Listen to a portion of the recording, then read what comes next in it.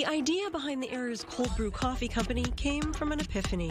Well, it's the new wave of coffee in the world, in the States and in Europe, and we just thought it would be a great fit to bring something cold and refreshing to this very hot land of ours. The business quickly expanded to over 15 different flavors of coffee to cafes across Israel as the trend of drinking cold brew coffee really took on. And now these founders will become the first Israelis to serve and distribute Emirati coffee in Israel. We received a message on Instagram from Erez Coffee, and we were really flattered that they enjoyed our brand.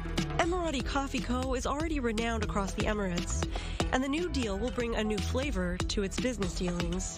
The two companies signed an MOU this week that will see Erez Coffee convert the Emirati beans into 3 completely new flavors of cold brew to be sold on shelves across Israel, an innovation which Mohammed says is the spirit of the new deal.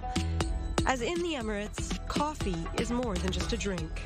Coffee in the UAE is part of our heritage, so it's the first thing that you would serve a guest when they walk into your house, when you welcome them in, and also it's the last thing that you would serve them when they would leave. And for Ronit and Matan, this deal also connects to their heritage.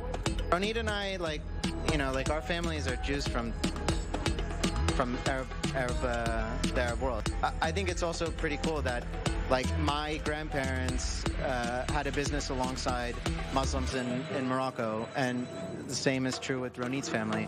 And so now in 2020 with the Abraham Accords, it's like we're kind of going back to that full circle. Beyond Tel Aviv, Ronit and Matan set their sights higher. They want to introduce cold brew to the Emirates. Cold brew right now is not such a popular drink in the Emirates, but we think that it has the potential to grow there because it's the same thing that we heard when we started Erez Coffee.